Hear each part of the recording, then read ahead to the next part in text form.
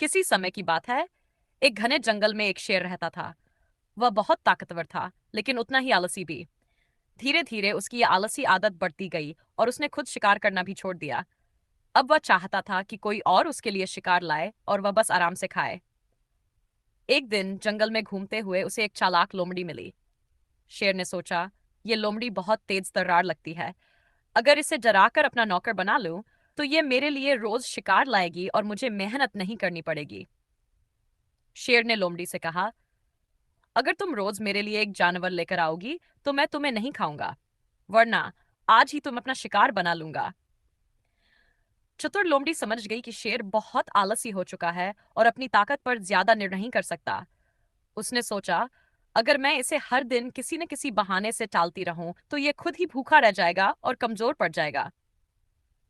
अगले दिन लोमड़ी शेर के पास पहुंची और बोली, महाराज, मैंने आपके लिए एक बड़ा शिकार देखा है। एक मोटा ताजा गधा। वह आपके गुफा के पास ही चल रहा है, लेकिन वह बहुत मूर्ख और डरपोक है। अगर आप उसे अपने पंजों से पकड़ेंगे, तो वह भाग जाएगा। शेर ने आलसी से कहा, तो उसे किसी तरह से मेरे पास ले आओ। लोमड़ी हंसकर बोली, बस आप चुपचाप गुफा के अंदर छुप जाइए, मैं उसे बहाने से यहाँ ले आऊंगी। लोमड़ी गधे के पास गई और मीठी मीठी बातें करने लगी। अरे गधे भाई, तुम्हें पता है, जंगल का राजा शेर तुमसे बहुत प्रभावित है। वह चाहता है कि तुम उसके मंत्री बनो। तुम्हें जंगल में खूब इज्जत मिलेगी, बस तुम्हें एक बार उससे मिलना होगा। मूर्ख गधा लोमड़ी की बातों में आ गया और शेर की गुफा की ओर चल पड़ा। जैसे ही वह गुफा के अंदर पहुंचा, शेर ने छपट्टा मारा, लेकिन भूख और आलस्य के कारण वह गधे को सही से पकड़ नहीं पाया। गधा बुरी तरह डरकर वहां से भाग निकला। शेर गुस्से में लोमड़ी पर चिल्लाया, यह सब तुम्हारी बेवकूफी की वजह से हुआ। जल्दी जाओ और उसे दोबारा लेकर आओ। लोमड़ी ने चालाकी से जवाब दिया, महाराज, चिंता मत कीजिए, मैं उसे फिर से ले आऊंगी, लेकिन इस बार पहले से सतर्क रहिए।